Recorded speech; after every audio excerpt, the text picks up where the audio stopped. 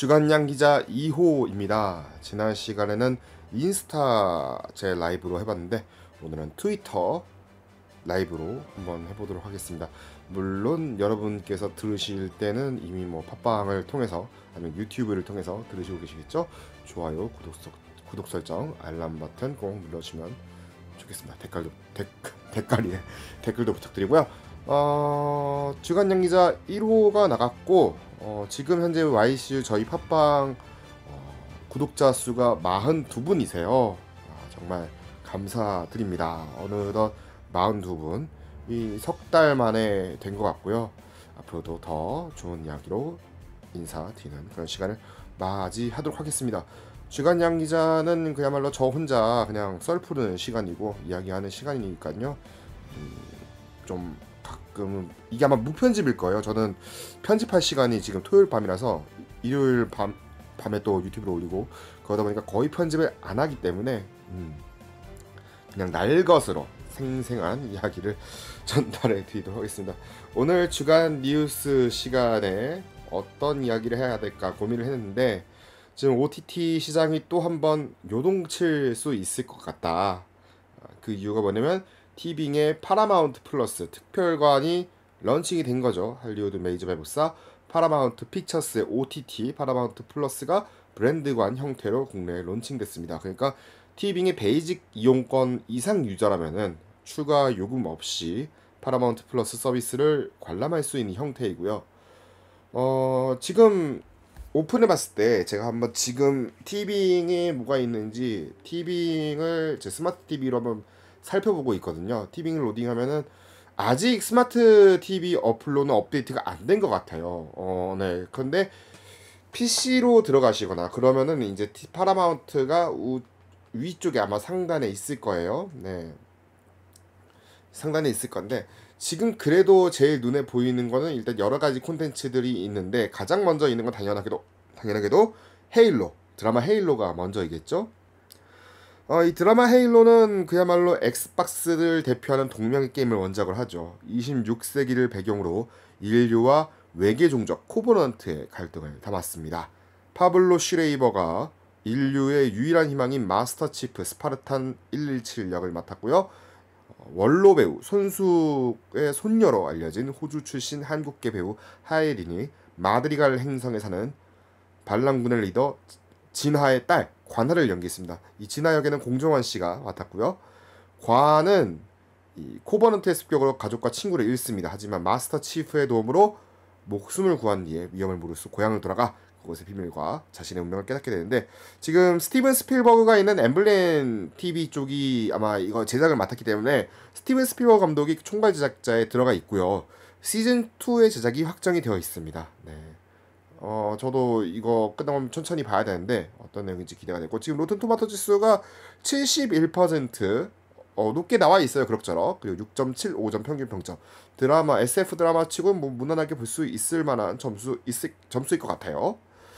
아무튼 이 헤일로 게임을 제가 안 해봐서 그런데 이정구 성우가 아마 이 헤일로 역할을 맡아서 혹이나 더빙 할 때 티빙이 더빙 하겠나 했는데 역시나 안 했군요. 네, 역시나 안 하고 있고 이 티빙의 서비스가 그 외에도 여러 가지 작품들이 있는데 그 전에 있어서 뭔가 좀 안 좋은 소식부터 얘기한다면은 티빙이 은근히 4K 콘텐츠가 적습니다.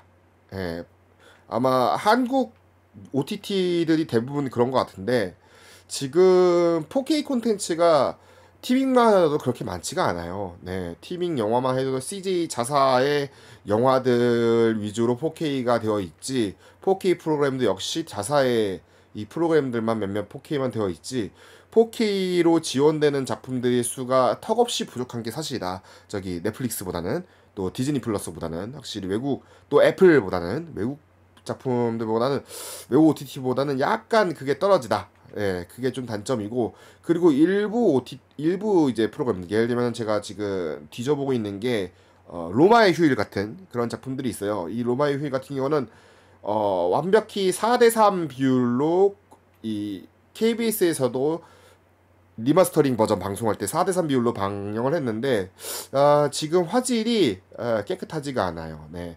약간 그 480p 같은데 거기에 지금 레터박스가 안 되어 있고 풀로 차여져 있는 그런 느낌이 있는데, 이렇게 그 좀 약간 과거 작품들에 비해, 과거 작품들은 약간 지금 뭔가 이 파라마운트 플러스 공식 쪽의 영상이 아니고 지금 뭔가 쉽게 말하면 이제 이미 원작자가 이미 서비스를 받았거나 그런 정도의 화질. 뭐 탑건 같은 것도 재개봉했을 때 당시에 마스터 버전으로 지금 틀어져 있는 것 같거든요. 그런 게 조금 많이 아쉽다. 예. 좀 런칭됐을 때 최소한 HD는 뭐 아닐지라도, 또 그리고 한글 자막이 이게 의무적으로 설정이 되어 있어요. 네, 그냥 영사 그 보통 이런 거를 이제 마스터 파일 이런 거 파일 보면은 원판 파일이 아니고 지금 자막이 껴 있는 그런 영상들이 간혹 있어요. 예를 들면 OCN 때 했던 방송들, OCN이나 저 캐치온 쪽에서 했던 영화들을 그대로 가져오는 케이스라든지 몇몇 케이스들이 좀 그래가지고 조금 아쉽다. 그런 점을 좀 지적을 하고 싶었어요. 네, 하고 싶었고, 다음 작품도 한번 살펴볼게요. 다른 작품들이 뭐가 있냐면 조셉 고든 레빗이 주연인 슈퍼 펌프드 우버 전쟁이라는 작품입니다. 이 슈퍼 펌프드 앤솔로지 시리즈라고 해서 비즈니스 세계의 근간을 뒤흔들며 새로운 핵심적 문화를 도입한 이들의 이야기를 담은 시즌인데, 첫 번째 시즌이 마이크 아이작의 책 슈퍼 펌프드 우버 위대한 기회는 왜 최악의 위기로 돌변했는가를 드라마화했고, 첫 주인공 트레버스 켈러닉 같은 경우는 실리콘밸리 유니온 기업, 그러니까 엄청나게 많이 벌었다. 네, 엄청나게 많이 투자를 받았다. 이런 거죠. 네, 뭐 유니콘 얻을까, 뭐 이런 거 있잖아요. 유니콘 도전한다. 네, 그런 거 주식 하시는 분들은 아실 거예요. 아, 주식 얘기 하지 말죠.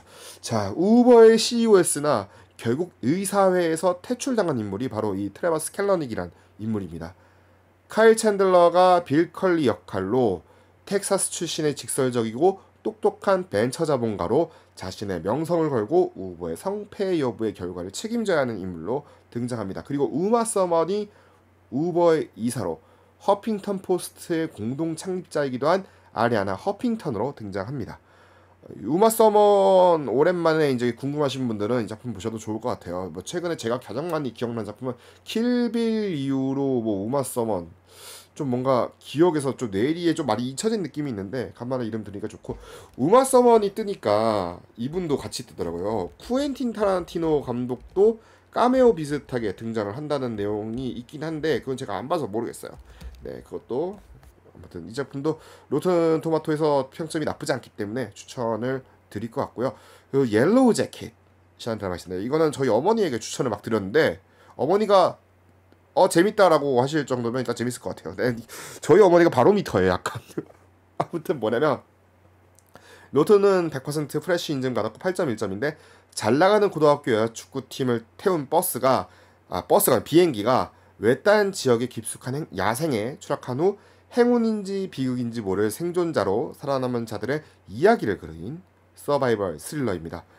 이 뛰어난 경력을 자랑하던 축구팀이 야만적인 집단으로 추락하는 과정을 시간순으로 그려냈고, 그리고 사고 후에 25년이 지난 시점에서 조각난 과거를 이어붙이려는 이들의 삶을 따라가면서 과거는 그저 지나간 일이 아니며 그날의 사건이 절대 끝나지 않았음을 보여주는 그런 작품이 되겠습니다. 다음은 메이어 오브 킹스타운입니다. 이건 그냥 알아만 두시면 좋을 것 같아요. 로튼이 그렇게 쏙 높진 않아요. 유일하게 교도소 사업만 번창하는 미시간주 킹스타운의 실세 맥러스키 일가의 이야기를 따라가는 작품입니다. 시카리오 시리즈, 로스트 인 더스트, 윈드리버 등의 각본을 썼고 뭐 연출도 했었죠. 윈드리버 같은 경우는 테일러 셰리던이 제작과 각본을 맡았습니다. 조직적인 인종차별, 부패, 불평등이라는 주제를 다룬 가운데 질서와 정의가 사라진 부패한 도시를 바꿔보려는 이들의 도전을 냉철한 시각으로 담아냈습니다. 윈드리버를 통해서 테일러 셰리던과 인연을 맺은 제레미 레너가 마블 시네마틱 유니버스의 호크아이에 이어서 새로운 캐릭터 마이크 맥러스키를 맡았습니다. 자, 마지막으로 소개할 작품은 1883이라는 작품입니다. 테일러 셰리던 역시 제작을 맡았고요. 샘 엘리어트, 팀 맥그로 뭐 등등 출연합니다. 88% 로튼 토마토로 지금 프레시 인증 기록 중이고요. 미국의 마지막 보루를 향해서 서부 대평원으로 떠나는 더튼 일가의 이야기를 담았습니다. 참고로 이게 옐로우스톤이라고 프리퀄이 있습니다. 역시 케빈 코스트너 주연의 시리즈이고 테일러 쉐이던이 역시 제작에 참여했습니다. 옐로우스톤은 지금 파라마운트 플러스 그러니까 티빙에서 보실 수 있고요. 현재 미국의 경계선 지역을 이야기로 주제로 풀어냈던 테일러 쉐이던이 각본과 제작을 맡았던 그 작품이 되겠습니다. 가난에서 벗어나 더 나은 미래를 찾고자 하는 약속의 땅, 미국의 약속의 땅 몬테나로 향하는 한 가족을 심층적으로 탐구하면서 서양의 영토 확장이라는 주제를 냉혹하게 재조명합니다. 아까 샘 엘리어트가 더튼 일가와 함께 여정에 나선 노인 시어 브레넌을 연기했고요. 이 스타이즈본으로 아카데미 남우주연상 후보에 이름을 올렸었죠. 자, 지금 아무튼 파라마운트 플러스가 계속해서 콘텐츠가 올라오고 있고 아직도 부족한 게 좀 많아요. 예를 들면 지금 스타트랙 같은 경우도 뭐 올라오고 하긴 했는데 지금 뭐 다 올라온 것도 아니고 뭔가 아직 과도기적인 면이 있다. 왜냐면 지금 디즈니 플러스도 처음에 다 올라오지 못했어요. 여러 가지 이슈들이 있었기 때문에 아마 이 이슈들이 잠정적으로 해결되려면 OTT 자율 등급제가 도입이 돼야지 이게 가능할 것 같은데 OTT 자율 등급제가 현재 도입이 되고 있지 않기 때문에 이게 어떻게 될지도 지켜봐야 될 것 같습니다. 지금 약간 과도기적이어서 그 교육은 하고 있다고 하더라고요. OTT 담당자나 뭐 이런 담당자들을 대상으로 지금 뭐 등급이라든지 여러 가지 이제 Q&A 정도로 이제 현재 피드백을 현재 교류를 받고 있는 그런 상황이라고 합니다. 아무튼 어떻게 될지 그리고 뭐 웨이브가 지금 HBO Max를 데려올 가능성도 있다. 뭐 이런 이슈도 있고요. 그리고 지금 뭐 디즈니 플러스도 악착같이 지금 한국의 IP라든지 아니면 소니 스파이더맨 IP라든지 이런 것들이 이제 데려오려고 하는 거는 보이고 있는데 제가 지난 시간에도 말했지만 일단 전 세계 공개하는 작품들이나 좀 제 시간에 제대로 공개를 해줬으면 좋겠습니다. 재밌더라고요. 네, 3회를 봤는데 오비안 케노비 3회를 봤는데 그분과의 대결이 나옵니다. 그리고 아주 진짜 클리프해nger 때 그러니까 클리프해nger 진짜 다음 회를 봐야 될 것 같은 그런 순간에 딱 끊어버렸어요. 그리고 다음 시간이야. 미치겠어요. 저 스포일러를 못 봐가지고 미치겠습니다. 아무튼 간에 지금 거기까지 얘기한 것 같고요. 다음 소식이 뭐냐면 정말 명배우예요. 네, 남과 여로 유명했거든요. 남과 여 아시겠죠? 전도연 씨 공이 나오는 거 말고 좀 옛날 나나나나나나나나나나나난 그 정말 많이 따라했던 걸로 기억나는데 이 남과 여에서 이 장 역할을 맡았던 장 루이 트란티냥 배우가 정말 향년 거의 92세, 91세의 나이로 세상을 떠났던 그런 소식을 두 번째 이슈로 전하려고 합니다. 뭐 아시면 아시고 장 루이 트란티냥 하면은 뭐 남과 여 시리즈가 있었고 최근에 남과 여 여전히 찬란하니 하는 그런 작품을 또 남긴 바 있죠. 이 작품을 통해서 이제 남과 여에 나왔던 두 배우가 아누크 에메와 장 루이 트란티냥이 만났고 그리고 클로드 눌루시 감독이 그대로 메가폰을 잡았는데 이게 거의 뭐 국내에서 공개된 마지막 작품이 되고 말았네요. 뭐 그리고 뭐 아시는 분은 아시겠지만 해피엔드 역시 뭐 미카엘 하네케 감독의 해피엔드에서도 출연을 했었고 그리고 황금종려상 수상작인 아무르. 네, 저는 아무르를 정말 인상 깊게 봤는데 아무르에서 조르주 역할을 맡았습니다. 그리고 이 안느 역할을 맡았던 역시 뭐 좀 오래 전에 돌아가셨죠. 이 엠마누엘 리바 배우가 이제 그러니까 안느가 치매를 앓게 되니까 치매라기보다는 약간 이제 노환이 온 거죠. 네, 노환이 와서 선택을 해야 되는 기로에 선. 그러니까 결국 또 사랑에 대한 이야기이기도 하고 좀 마지막이 좀 슬퍼요. 네, KBS 같은 경우는 그거 장면을 마지막에 좀 많이 커트를 했더라고요. 네, 이게 좀 너무 잔혹하죠. 네, 잔혹한 순간이었고. 아무튼 그 작품에서도 열연을 펼쳤던 걸로 기억이 나고 노년까지도 그래서 뭐 연기 인생을 계속해서 펼쳐나갔던 배우라고 할 수 있겠습니다. 여기에 뭐 세 가지 색 레드 뭐 작품도 있겠죠. 여러 프랑스를 상징하는 영화에서 많이 보았던 배우가 세상을 떠났다는 그런 소식으로 오늘 두 가지 소식으로 문을 닫으려고 합니다. 근데 사실은 뭐 탑건 얘기를 할까 말까 했는데 탑건 얘기는 다음 시간에 몰아서 하죠. 톰 아저씨 오셨잖아요. 톰 아저씨 오셔서 정말 팬 서비스 제대로 가셨거든요. 10번째 내한인데 이 내한을 10번이나 하면은 할수록 이게 이 한국 팬분들에게 다가가는 그거를 잘 알아요. 네. 그러니까 내리자마자 아마 제가 알기로는 거리두기를 했었을 것 같아요. 왜냐면 미션 임파서블 다음 영화를 찍다가 지금 온 거라서 지금 그런 바람에 자신의 피해로 인해서 또 자기가 피해를 입어서 코로나 확진에 걱정 걸리면 또 안 되니까 네 그래서 거리두기를 했고 왜냐면 이 다음 미션 임파서블 촬영 중에서도 많이 논란이 있었잖아요. 뭐 촬영 연기가 됐고 뭐 스태프들한테 뭐 톰 크루즈가 한마디 많이 했었고 네 여러 가지 말들 그따위로 일할 거면 나가라 막 그따위로 뭐 안전에 이렇게 불감하고 뭐 소홀히 할 거면 나가라 이런 식으로 했었고 코로나 관련 안전이었죠. 그래서인지 좀 거리두기를 많이 시도를 하셨어요. 네 그래서 그럼에도 불구하고 팬들의 등을 돌려가지고 아니 이게 사진 제목을 누가 그렇게 썼는지 모르겠는데 팬들의 등을 돌린 톰 크루즈 이렇게 해가지고 톰 크루즈와 셀카를 못 찍으니까 이 팬분들을 등을 돌리면 셀카 각도를 어떻게 만들어주겠다는 거예요 본인이. 참 이 센스 있는 그런 거 아니겠습니까? 아무튼 7분 딱 한 7분 정도의 시간을 참 팬들과 소통을 많이 했어요. 네 뭐냐면 중간에 막 자기 생일이라고 얘기하니까 뭐 해피 버스데이 얘기도 해주고 톰 크루즈가 뭐 여러 가지 뭐 에피소드가 또 있었기 때문에 좀 네 역시 내한은 짬이 차면은 이게 느는 것 같아요. 네. 자 그럼 다음 이슈로 넘어가도록 하겠습니다. 주간 뉴스에 있으니까 이제 신작 리뷰 시간인데요. 신작 리뷰 시간에는 오늘 일단 미즈마블 1, 2화를 본 소감을 진행을 해보도록 해요.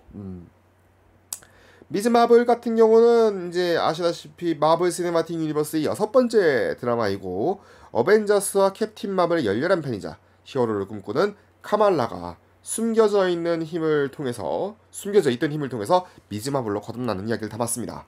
지금 2회까지 공개가 됐고요. 이제 매주 수요일 오후 4시 한 편씩 공개 예정입니다. 저는 개인적으로는 이제 스파이더맨 이후 마블 스튜디오가 선보이는 10대 히어로의 첫 솔로 작품이고 본격적인 MCU 영 히어로 시대를 알린다.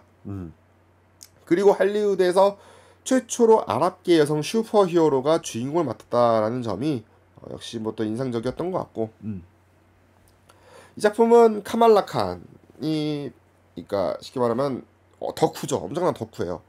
방안을 어벤져스 아이템을 도배한 것은 물론이고 어벤져스를 콘셉트로 직접 온라인 채널을 운영하는 남다른 덕후력을 뽐내고 있는 16살 소녀입니다. 이 카말라의 덕심을 제대로 자극한 것은 바로 캠프 리하이에서 열리는 제1회 어벤져콘의 개최 소식입니다. 어벤져콘은 캡틴 아메리카가 처음 훈련받은 장소이자 쉴드의 창립지인 유서 깊은 장소 캠프 리하에서 열린 거죠. 이 카말라는 전친인 과학 천재 브루노와 함께 어벤져콘의 이벤트인 코스플레이 대회에 참여하기 위해서 캡틴 마블 코스튬 제작에 열을 올립니다.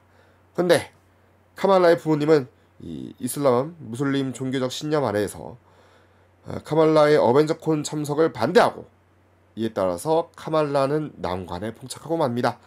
어벤져콘을 포기할 수 없던 카말라는 브루노가 만든 인공장비 주즈를 이용해서 엉뚱한 탈출 계획을 세웠는데 한편 너만의 캡틴 마블 코스튬을 만들어야 한다라는 브루노의 말에서 자신의 정체성을 보는 아이템을 찾다가 할머니가 보내온 택배 상자에 담겨있던 독특한 팔찌를 발견합니다. 어벤져콘이 열린 날 카말라는 가족들을 따돌리고 창문을 넘어 2층에서 뛰어넘는 과감함까지 보여주면서 행사에 참석을 합니다. 마침내 코스플레이 무대 위에 선 카말라. 쏟아지는 카메라 플래시 압도감을 느끼던 중 누구도 예상하지 못한 슈퍼 파워를 뿜으면서 장르를 장악합니다. 그러니까 막 신체가 드러나고 여러 가지 에너지를 뿜어내면서 알 수 없는 신비로운 힘을 갖게 됐죠. 집에 그리고 돌아왔는데 어머니에게 걸리면서 혼이 났고 그 사이에 데미지 컨트롤에서 일하는 요원 데미지 컨트롤이 처음에는 처음에는 이제 위탁 비슷하게 했었죠. 네, 아이언맨, 토니 스타크 위탁 비슷하게 이제 정부 쪽으로 넘어간 것 같더라고요. 그 파프롬 시점에는 노웨이 홈 시점. 노웨이 홈에는 나왔었죠. 엘버트 클리어리 그 신문했죠 막. 네, 뭐 아이들 이건 뭐건 다 신문을 했고 엘버트 클리어 요원이 카말라의 행동이 담긴 영상을 보고 카말라를 데려가겠다 이야기하면서 1편에 끝납니다. 2편은 뭐 줄거리 굳이 얘기 안 해도 될 것 같고 사실 이 작품은 원작이 이미 있습니다. 2014년 첫 연재 이후 SF계의 노벨상이라 부르는 휴고상에서 최우수 그래픽 스토리 부분의 수상을 비롯해서 만화의 아카데미상이라 불리는 아이너스상 등 받으면서 작품성을 인정받았죠. 드라마 참고로 이 작품은 2020년 코로나19 직전에 개봉해서 그해 북미 최고 흥행작 2억 441만 달러 벌었던 나쁜 녀석들 포에버를 연출한 아딜 엘 아르비 빌랄 팔라 감독이 연출했습니다. 네, 나쁜 녀석들 포에버는 정말 제가 IMAX로 마스크를 안 끼고 본 거의 마지막 영화 중에 하나였네요. 네. 윌 스미스와 마틴 로렌스의 반가운 콤비 영화였고 제가 알기론 지금 4편이 엎어졌다라는 얘기가 있었는데 네, 엎어질지 아니면 그냥 좀 쉬었다가 다시 영화를 만들지는 모르겠지만 뭐 계획은 완전히 폐기된 거는 아닌 것 같아요. 네, 분위기가. 자, 훌륭한 액션 시퀀스를 만들어내면서 할리우드 주목하는 신의 듀오 감독이 됐습니다. 참고로 이 미즈마블을 연기한 배우는 이만 벨란이라고 만장일치로 케빈 파이기와 비롯해서 제작진이 만장일치로 캐스팅 결정을 내린 거예요. 그러니까 캐릭터 창작자인 사나 아마나트가 이런 말을 했습니다. 오디션 당시 이만 벨라니의 방구석은 온통 어벤져스로 도배가 되어 있었다. 근데 여기에 이만은 잠깐만요 아직 더 있어요 라고 말하면서 자신의 옷장을 딱 열었는데 더 많은 마블 아이템이 있었다 라고 밝혔는데 그러면서 이제 캐스팅 비하인드를 전하기도 했고요. 참고로 이거를 이제 케빈 파이기가 딱 줌 링크 그러니까 사라핌 배역 감독이 이만 벨라비에게 줌 링크를 준 거예요. 근데 이 줌 링크를 딱 주니까 케빈 파이기 얼굴이 딱 있는 거예요. 줌 그 명단에. 그러니까 그야말로 본인이 숨 쉴 수도 없었고 아무것도 할 수 없었다고 캐스팅 소식 딱 전할 때 충격에 빠졌다고 했는데 이 작품을 준비하기 위해서 케빈 파이기에게 손편지를 보냈다고 해요. 편지 첫 장이 애정과 존경심을 구구절절 고백하는 내용이었고 60가지 질문에 대해서 딱 케빈 파이기에게 PDF 다 보내줬는데 그 답을 보내줬다고 합니다. 네, 참 뭐가 있었는지 궁금하네요. 60가지 질문 케빈 파이기에. 그래서 아무튼 이 작품이 어떤 의미인가 10대 시절에는 온갖 다양한 감정과 짝사랑, 우정을 겪고 모든 것이 부풀러진다. 작은 불편함이 세상의 종말처럼 느껴진다. 이 시리즈는 그런 경험을 보여주고자 한다. 우리는 어릴 때 사람들이 나를 진지하게 받아들여주고 어른처럼 대접해주기를 원한다. 빨리 어른이 되고 싶어 하지만 아직 자신에 대해서 잘 알지도 못한다. 미즈마블 시리즈는 초능력이 등장하지만 자기 발견과 정체성에 관한 훌륭한 이야기라고 소개를 했습니다. 참고로 캡틴 마블을 연기한 브리 라슨과 연락을 또 주고받았다고 해요. 네, 끝까지 자신에게 가장 큰 지원을 해줬고 멘토가 되어줬다고 했고 참고로 이제 캡틴 마블과는 2023년에 더 마블스에 등장을 하죠. 같이 등장할 예정인데 박서준 씨도 촬영을 끝냈단 말이죠. 네, 이 박서준 씨와 호흡을 이제 국내 제가 이제 기자간담회를 했던 거 프레스 컨퍼런스를 비슷하게 한 걸로 알고 있어요. 그때 보도자를 보니까 박서준은 정말 멋있는 분이라고 생각한다. 하지만 그 이상은 말할 수가 없다. 케빈 파이에게 절대 스포일러를 하지 않겠다고 맹세를 하고 왔다. 1년 뒤에 확인해 주시기 바란다 라고 답했네요. 네, 만약에 스파이더맨이었으면 좀 알려줬을까? 네, 톰 홀랜드였으면 갑자기 궁금해지네요. 아무튼 지금 2회까지 나왔는데 지금 딱 그 마블 캐릭터의 성장 서사에 거쳐서 이 티네이지 그러니까 딱 스파이더맨을 보는 것 같았어요. 지금 2회까지는요. 지금 어려운 사람을 뭐 구해줘야 되는 그런 상황도 있고 본인이 또 위기에 처하기도 하고 앞으로 이 작품이 어떻게 마무리가 될지 궁금하고 블라인드 라이츠 노래는 위켄드의 이거는 선곡이 정말 최고였던 것 같아요. 안 그래도 제가 요즘에는 잘 안 하고 있는데 저스트 댄스 작년 버전에 그거 나오거든요. 블라인드 라인들 춤추는 거. 아, 조만간 해야 될 것 같은 그런 느낌도 들었고요. 자, 아무튼 간에 주간 리뷰, 신작 리뷰죠. 신작 리뷰 두 번째 작품은요. 네. 버즈 라이트 이어입니다. 네. 이 버즈 라이트 이어는 쉽게 말하면은 일종의 파운드 푸티지 같은 작품이에요. 네. 이 파운드 푸티지가 촬영자가 어디로 행방불명이 됐거나 필름이 우연히 발견되어서 3자를 거쳐서 공개했다는 가상의 설정을 만들어지는 작품들이 있죠. 일명 뭐 작년에는 랑종이 약간 그랬고, 그리고 뭐 아리씨, 네, 그러니까 이런 영화들이 주로 저예산 공포 영화들이 주로 사용하는 그런 장르가 됐습니다. 예를 들면 뭐 근데 그렇지도 않은 경우도 있죠. 예를 들면은 클로우필드도 약간 파운드 푸티지 성격을 띠잖아요. 여러 가지 영상들을 보여줬고, 네. 아무튼 이 작품은 도입부부터 대놓고 1980년대 초반 혹은 90년대 초중반 사이에 앤디가 극장에서 보면서 좋아했다는 그 영화라고 자막을 시작합니다. 네. 그러니까 자연스럽게 관객 입장에서는 앤디의 시점으로 영화를 볼 수밖에 없죠. 앤디의 어린 시점으로 봐야지. 근데 그러니까 앤디가 이 영화를 겁나 못 보네. 영화 볼 줄 모르네. 이게 인생 영화라고 하고 보면 안 돼. 그렇죠. 어렸을 때는 저는 갤럭시 퀘스트 좋아했고, 뭐 로스트 인 스페이스 좋아했고, 뭐 그런 거 똑같은 거예요. 네, 그런 거죠. 만약 그러니까 그 시절 유소년 청소년기를 보냈다면은 당시 만들어진 수많은 SF 작품들의 그런 액션 영화들 장면이 오마주 됐음을 증명을 이제 볼 수 있을 거라 생각이 되고요. 간단한 초반 줄거리를 말씀드리면 다음과 같습니다. 버즈 라이트이어가 어떤 상황에서든 뭐 자신감 넘치는 유능한 인재인데, 이 친구가 티카니 프라임 행성을 발견합니다. 이동하죠. 근데 그 행성이 사람의 발밑을 기습공격하는 덩굴 식물과 거대한 벌레만이 가득한 폐허의 땅이었던 거죠. 버즈가 탈출을 시도하는 과정에서 사고를 내고 우주선을 추락시킵니다. 1년 후에 고립된 행성에서 탈출할 방법은 광속 비행장치의 개발뿐이었는데, 모두를 행성에 고립시킨 것에 그런 죄책감을 느낀 버즈가 어떤 불이익이든 감수하겠다는 심정으로 테스트 파일럿에 지원합니다. 하지만 문제가 있었죠. 버즈가 시험 비행에 실패할 때마다 약 4년의 시간이 시간 지연 현상으로 훌쩍 지나갔다는 것이죠. 인터스텔라의 쿠퍼 일행이 행성 한 물이 엄청나게 많았던 엄청난 파도가 치는 그 행성 갔다 오니까 20년이 훌쩍 지나가잖아요. 20여 년이. 그랑 똑같은 그런 개념이고 상대성 이론이죠. 버즈의 주변에 많은 일들이 일어납니다. 버즈의 파트너로 반려 로봇 고양이 삭스를 선물했던 엘리샤 옵소는 아이가 생겼고 자랐고 훌쩍 늙어버렸죠. 이게 마치 약간 그 시퀀스가 저는 괜찮았던 게 업의 오프닝 시퀀스가 생각났던 거예요.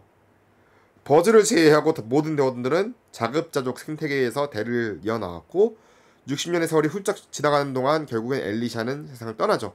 그 과정이 약간 파노라마처럼 교차 편집이랑 이렇게 해서 느껴지는 게 몽타주 구성을 잘했던 것 같아요. 그 몽타주 구성할 때도 그 업 같은 경우도 풍선의 그런 움직임을 통해서 관객이 왼쪽에서 오른쪽으로 화면이 뭐 움직이는 그런 느낌. 이 작품도 저는 비슷한 게 하나 시퀀스를 발견했었거든요. 그런 게 좋았던 것 같고, 아무튼 삭스의 도움을 받아서 이 삭스가 광속 비행 장치가 어떻게 이제 성공적으로 개발할 수 있게 뭐 연료 배합을 좀 어떻게 알아냈어요. 네. 근데 문제가 발생합니다. 다시 고향으로 돌아가는 일을 모두가 포기해버린 거예요. 네. 그러니까 그냥 자급자족 사회니까, 네, 자기들끼리 살고 자기들끼리 이제 콜로니 구축해가지고 살면 되지 않겠는가. 어쨌든 뭐 덩쿨 식물만 조금만 조심하면 되지 않을까. 벌레들도 이제 쉽게 말하면 뭐 방충망처럼, 네, 레이저 방충망을 만들어놨기 때문에 괜찮지 않을까.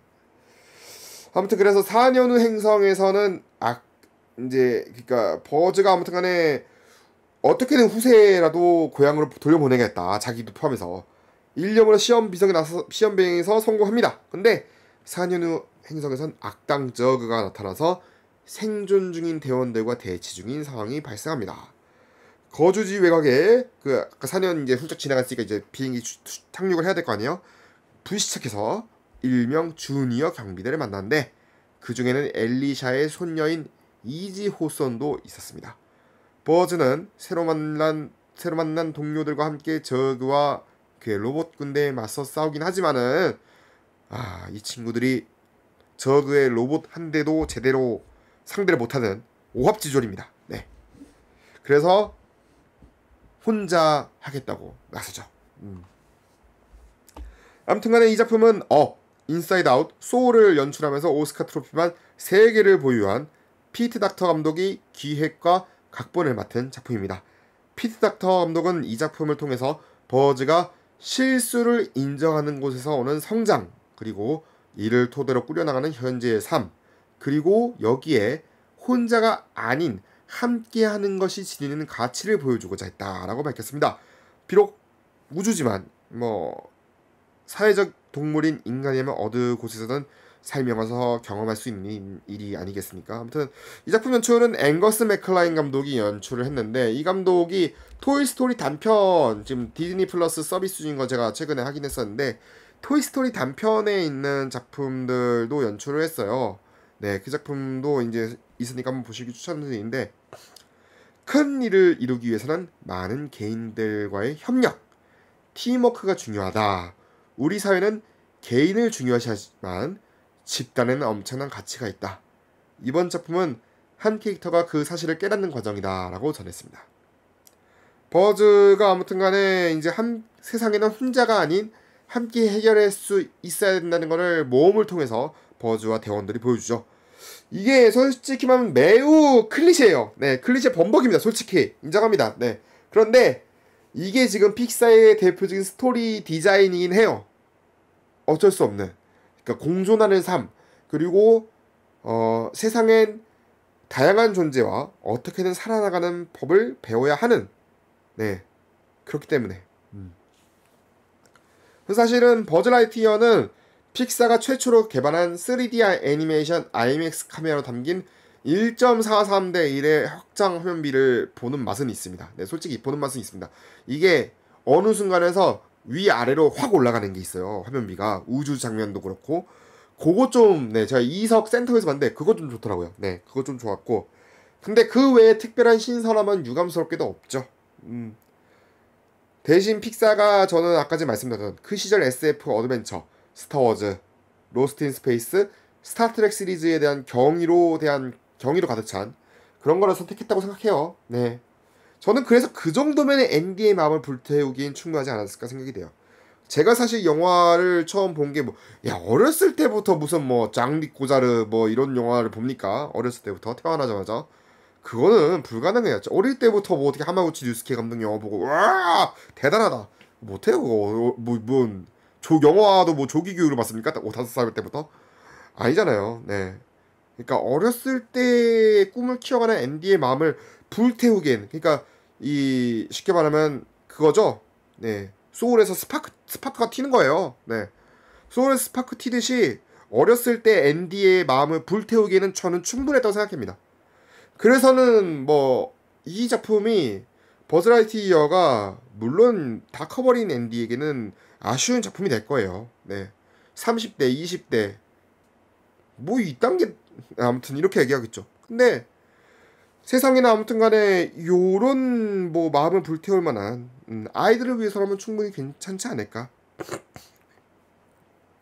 다양한 존재와 살아가는 삶이니까요. 그 정도로서 저는 이 영화에 대한 평을 좀 하고 싶고요. 결말 조금 꼬이긴 꼬였어 많이. 네. 원래 토이스토리 2 보면은 저그가 나타나잖아요. 네, 토이스토리 2 보면 저그가 나타나서 I'm your 땡땡땡 해주는 게 있는데, 그거는 이제 제부역스 오마주고 그렇게 한데, 요거는 그걸 한 단계 비틀었죠. 그렇게 비튼 게 이유가 있을 것 같아. 왜 그랬을까라는 생각을 해보면은 굳이 2편에 있는 시놉시스로 갈 필요도 없는 거예요. 왜냐면은 그렇게 버즈가 알았던 거죠. 이 영화의 세계관을 통해서 저그의 존재는 땡땡땡이었어. 이거는 스포일러 없는 방송이기 때문에 이거는. 저그의 존재가 딱 이건 줄 알았는데 알고 보니까 그거였어 라는 거예요. 근데 2에 가서는 그 버즈는 그거가 이제 인식이 되어 있겠죠. 기계 안에는. 네. 저그의 정체는 땡땡땡이다 하면 당연히 그렇게 얘기하면은 아니지 이렇게 하면 되는 거니까. 저는 그래서 잘 맞았다고 생각해요. 네, 그 점에 대해서. 저는 근데 그건 문제죠. 저그랑 버즈 말고 그 우주 외계인들 있잖아요. 솔직한 얘기로 그 우주 외계인들 나왔으면 괜찮을 것 같은데 그 토이스토리 1에 보면은 그 버즈가 어느 이제 거기 빠지잖아요. 그 빠진 그 장난감 통에 빠지니까 그 조만한 그 눈 3개 달린 외계인들, 네, 그 친구들 나오잖아요. 그 친구들 와 이러는데 그 친구가 카메오로 나왔으면 좀 괜찮았을 것 같아. 예. 뭔가 요 한 캐릭터만 가지고 하니까 그럼 왜냐면 왜 그런 얘기를 해야 하냐면 93그러니까 이 시대 프랜차이즈는요. 이 시대 때 프랜차이즈는 아무거나 다 인형을 만드는 시기입니다. 제가 주라기 공원 때 한번 얘기를 드렸던 것 같은데 제가 피자헛에서 저희 어머니께서 브라키오사우루스랑 뭐 디메트로돈이라든지 여러 가지 막 가져왔거든. 그 당시 디메트로돈 영화에 나오지도 않았어. 이번에 처음 나왔어요. 아무튼 요런 거 가지고 오셨는데 해피밀 비슷하게. 그런데 보면은 그럼 버즈만 있을까? 그 세계관에는 다른 캐릭터에 대한 그런 인형들도 있어야 될 건데 그러면 최소한 그러니까 원작 시리즈에 나오는 인형 중에 하나도 좀 각색을 해가지고 좀 등장시켰으면 하는 아쉬움은 있겠죠. 네, 저는 그건 게 좀 아쉬운 것 같아요. 네, 뭐 나머지는 뭐 저는 뭐 딱히 뭐 감정은 없고 그렇습니다. 자, 그렇다면 오늘의 마지막 코너죠. 외요입니다. 외요. 네, 오늘 외요는 뭘 외요 할까 하는데 호불호가 좀 많이 갈린 영화였죠. 최근 개봉작 중에 브로커 이야기를 해볼까 해요. 네, 브로커가 지금도 박스오피스 주간 박스오피스 뭐 4위권 이렇게 달리고 있는데 100만을 넘었어요. 다행스럽게 제가 지난 시간에 최근에 어떤 방송에서 뭐 얘기한 중에 100만을 넘겠지만 100만 이상은 못 넘겠다라고 했는데 지금 100만 넘었는데 진짜 그 이상은 좀 힘들 것 같은데 지금 아마 그 마지노선이 온 것 같아요. 근데 아무튼 브로커 왜 호불호가 갈렸을까? 왜요? 네, 오늘 해보려고 합니다. 브로커는 2018년 칸 영화제 황금종려상 수상자 이 고레다 히로카즈 감독의 전작인 어느 가족과 유사성 띄고 있는 많은 띄고 있는 지점이 많습니다. 네, 솔직히 말하면 이제 어느 가족 같은 경우는 본래 제목이 물건을 사는 척하면서 훔치는 사람들인 만비키 가족이죠. 가족들의 이야기를 따라가면서 동시에 사회에서 벌어지는 문제를 정확히 꿰뚫었는데 당시 아베 일본 총리를 비롯한 우익 세력이 일본의 수치를 보여준 작품이 상을 받는 것에 침묵하는 행위가 국가의 품격을 보여준다. 이 뭐 말이 안 되는 아무튼 소리를 하면서 축전 등을 내리는 것을 거부했습니다. 말이 안 되죠. 네. 복지의 사각지대에 놓인 이들의 범죄 행위를 분명 옹호할 수는 없지만 왜 그런 상황이 오게 됐는가를 보자는 의미는 잘 담겼다고 생각했고 아무튼 어느 가족과 비슷한 점이 이 작품도 있는 거죠. 네, 사실 고레다 히로카즈 감독은 가족이라는 키워드를 빼놓을 수 없는 존재입니다. 국어 사전만 놓고 가족을 살펴보면은 주로 부부를 중심으로 한 친족 관계에 있는 사람들의 집단이라는 의미가 있겠지만 고레다 히로카즈 감독에게 가족이란 이보다 좀 더 넓은 의미로 사용이 되죠. 이번 작품 역시 베이비박스를 둘러싸고 관계를 맺은 이들의 여정을 통해서 가족의 형태를 확장합니다. 자, 이 작품 그러니까 혈연적으로 연결된 이들이 형성된 그런 가족이 아니고 형성한 가족이 아니고 범죄 집단이라는 점이 브로커에도 유사하게 이어집니다. 네, 그렇기 때문에 이 작품은 직접 혹은 간접 비교가 될 수밖에 없는 필연적인 숙명이 존재할 수밖에 없어요. 네, 아쉽게도 브로커가 어느 가족만큼 도덕적인 상황에서 관객이 불편함을 느낄 수 있는 지점을 최소화하죠. 네, 인물 최소화해줘. 네, 최소화해서 인물 사이의 응집력을 뛰어나게 풀어낸 작품이라고 보기에는 솔직히 저는 부족함이 있습니다. 네, 이 어느 가족과 비교해서 약간 브로커가 조금 모자라요. 뭔가 내가 한국적인 정서에 맞추기 위해서인지 아니면은 감독이 집필한 일본어 대본이 한국어 대본으로 번역되는 과정에서 나온 변화인지는 모르겠지만 이 작품에서 나오는 행동과 대사의 설득력이 약간 떨어지는 그런 느낌도 저는 받았고요. 게다가 브로커는 고레에다 히로카즈 감독의 국내 최고 스코어를 기록 중인데 네, 넘었죠. 100만 돌파. 첫 100만이에요. 더 많은 관객이 그만큼 극장에서 처음 접했다는 의미죠. 아트하우스 사용관에서 볼만한 영화를 관객이 접했을 때 나오는 이질감도 분명 느낄 수밖에 없는 거예요. 무시할 수밖에 없는 거예요. 네, 무시할 수는 없는 거죠. 그러니까 기존 고레에다 히로카즈 영화를 지켜온 팬들과 상업 영화를 위주로 관람한 팬들이 느끼는 안타까움이 겹치다 보니까 브로커가 호불호가 갈릴 수밖에 없었다. 네, 그런 저는 그 이유라고 봤고요. 저는 근데도 불구하고 브로커가 여전히 자신만의 존재 가치를 지닌 영화라고 생각해요. 이 대규모 사용관을 확보한 작품치고 시스템의 부재로 인해 태어날 수밖에 없었던 베이비박스와 버려진 이들의 이야기를 통해서 휴머니즘과 생명의 의미를 관한 그런 화두를 직접적으로 던진 작품이 많지가 않았던 거죠. 그러니까 고레에다 히로카즈 감독이 이런 말을 했어요. 그렇게 아버지가 된다 개봉 당시에 전작 제가 제일 좋아하는 고레에다 히로카즈 감독 작품 중에 하나인데 남성은 아이를 갖는 것만으로는 아버지가 될 수 없다는 것을 느꼈다라고 이야기를 했는데 여성도 아이를 낳는 것만으로 모두 엄마가 되었다고 실감할 수 있는 것은 아니다. 모성이 생기지 않아서 힘들어하는 사람도 있다라는 이야기를 듣고 반성한 적이 있었다라는 거예요. 그래서 그 경험을 바탕으로 풀어나간 게 브로커의 플롯이다 라는 거죠.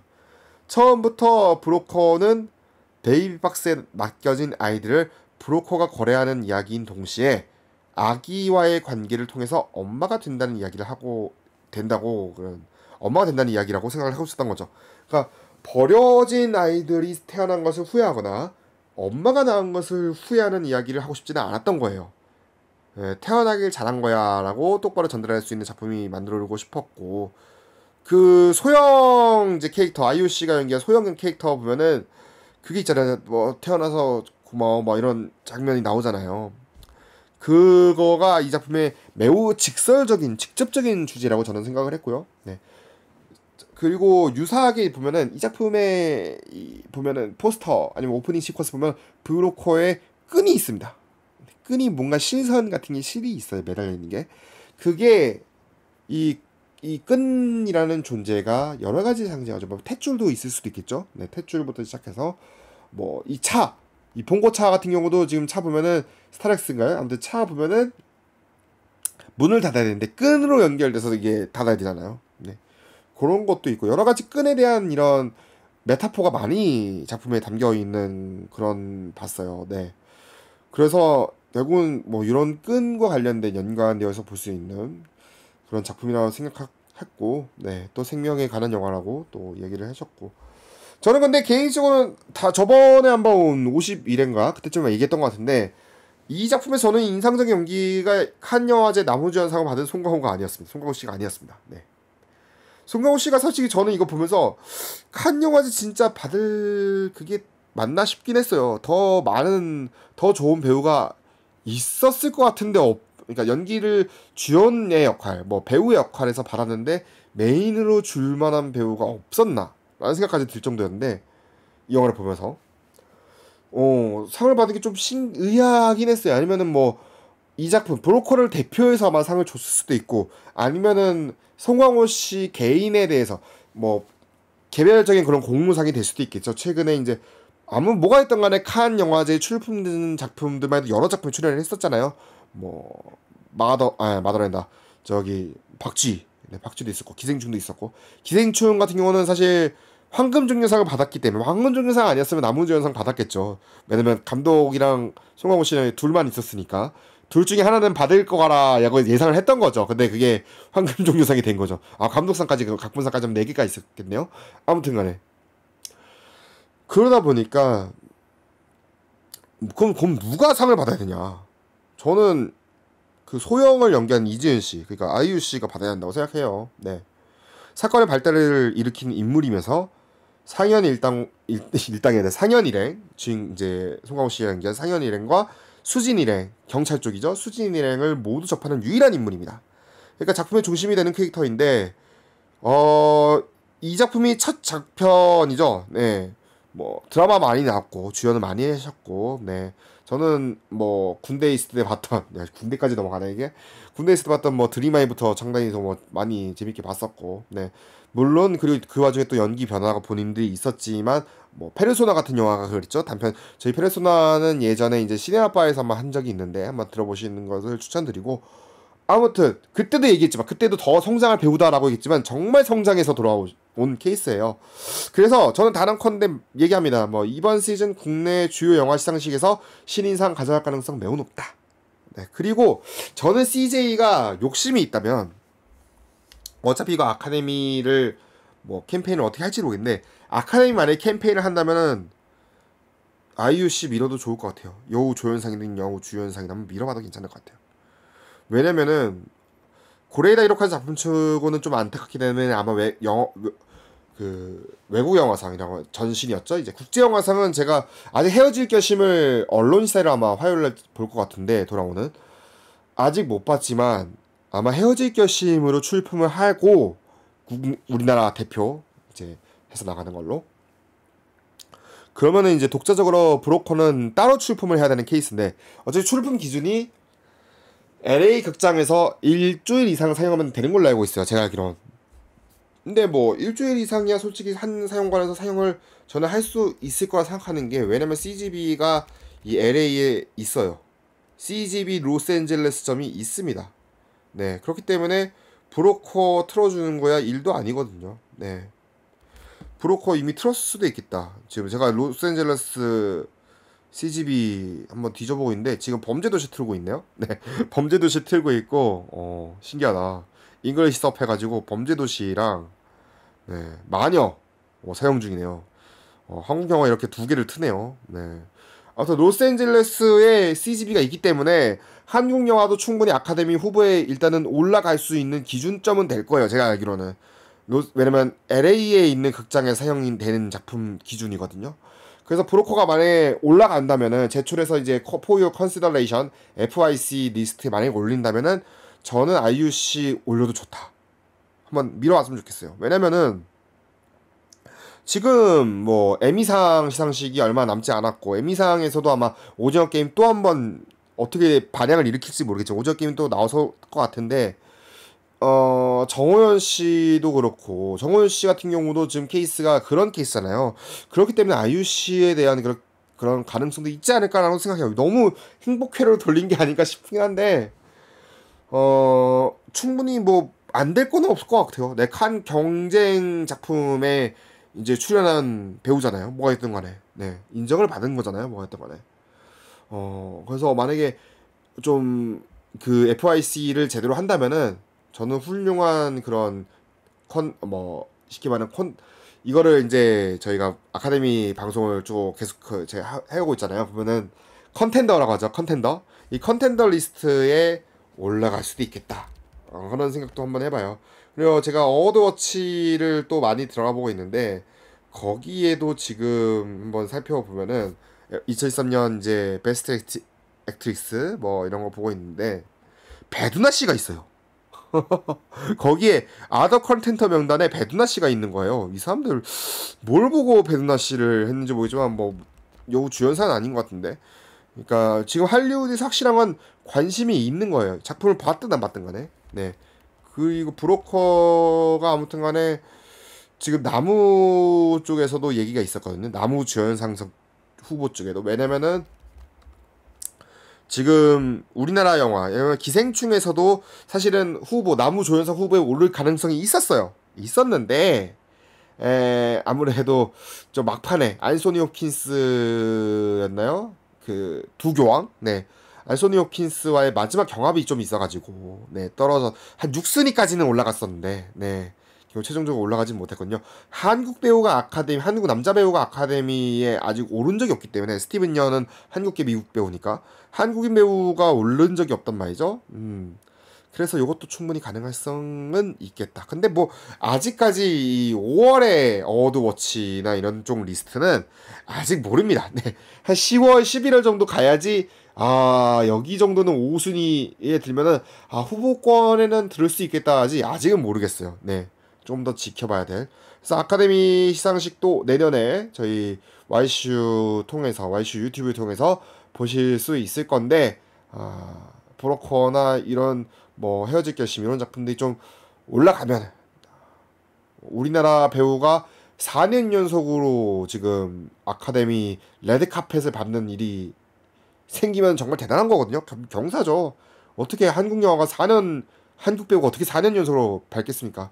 네, 기생충, 미나리, 그 다음에 드라이브 마이 카에서 이제 한국인 배우들이 올랐었고 그만도 대단한 건데 아무튼간에 오늘 여기까지 이야기를 할 것 같고요. 네, 지난 시간보다 더 길어졌네. 어쨌든 이렇게 잡담을 하다 보니까 더 길어졌고 다음 시간에는요. 사실 다음 주 외에는 미리 얘기를 하고 가야 될 것 같아요. 다음 주 외에는 마녀입니다. 네, 대놓고 마녀 얘기할게요. 마녀가 저 개인적으로 올해 정말 봤던 상업영화, 국내 상업영화 중에 정말 최악이었거든요. 왜 최악이었는지 그냥 스포일러 뭉퉁 그냥 스포일러 어차피 개봉 2주차니까 스포일러까지 해서 이야기를 드리려고 합니다. 그리고 뭐 다음 주에는 여러 가지 뭐 신작 리뷰를 할 예정이죠. 당연히 탑건이겠죠. 네, 탑건 리뷰도 할 예정입니다. 다음 주에 또 어떤 이야기가 나올지 뉴스도 기대를 해주시고요. 청취해주신 여러분 대단히 감사합니다. 늦은 밤까지 라이브 들어주신 분도 감사하고요. 양기자였습니다.